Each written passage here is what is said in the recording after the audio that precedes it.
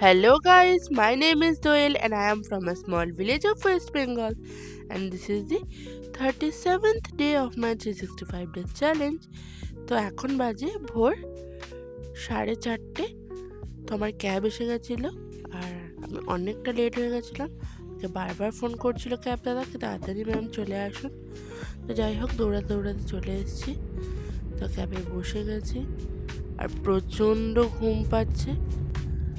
তো ঘুমাতে ঘুমাতে এখন যাব অফিস পর্যন্ত। অফিসে পৌঁছে আবার আমাকে জিমে যেতে হবে কাজ একটু কমপ্লিট করে। তো যাই হোক, দাদা আমাকে একদম ভোর 5:50 নামিয়ে দিয়েছে। তারপরে চুলটুল এলোমেলো হয়ে গেছিলো বলে একটু চুলটুল ঠিক করে নিলাম, কাজ করব। তো একটু কাজ করে জিমের জন্য বেরিয়ে গেছি, কারণ মাথাটা ঠিক রাখতে গেলে বডি ফিট রাখতে হবে। তো যাই হোক, রেডি হয়ে গেছি, তারপরে জিমে চলে গেলাম। ওয়ার্কআউট সব কমপ্লিট করে নিয়েছি, আবার একটু দাঁড়িয়ে রয়েছি। খুব খিদে পেয়ে গেছিলো, তাড়াতাড়ি রেডি হয়ে চলে এসেছি।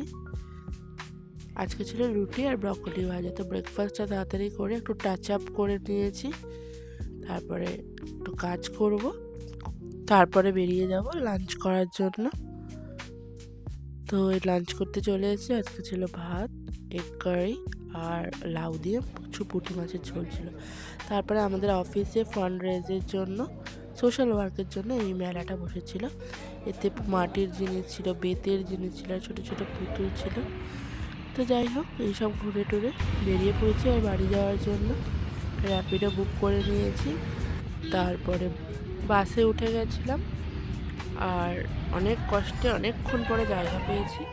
তো বাসের থেকে দেখলাম একটা জায়গায় ওয়াশরুম পাওয়ার হচ্ছে, খুব সুন্দর লাগছিল। এখন বাড়ি চলে এসেছি আর বাড়ি এসে একটু বকর বকর করছিলাম আমার ভাইদের সাথে। বাড়ি পৌঁছে গেছিলাম।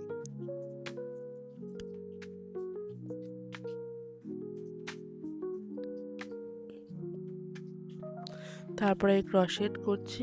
ক্রশেট করতে তো আমার দারুণ লাগে, প্রতিদিন আমি বাড়ি এসে একটু করে ক্রশেট করি। তো এইটুকু বানিয়েছি। আর আমি ডিনার করা হয়ে গেছে অলরেডি, 11টা বেজে গেছে। ঘুমিয়ে পড়ি, কারণ সকালে উঠতে হবে, 4:30টায় ক্যাব আছে। So now, bye. We will see you tomorrow. Bye bye.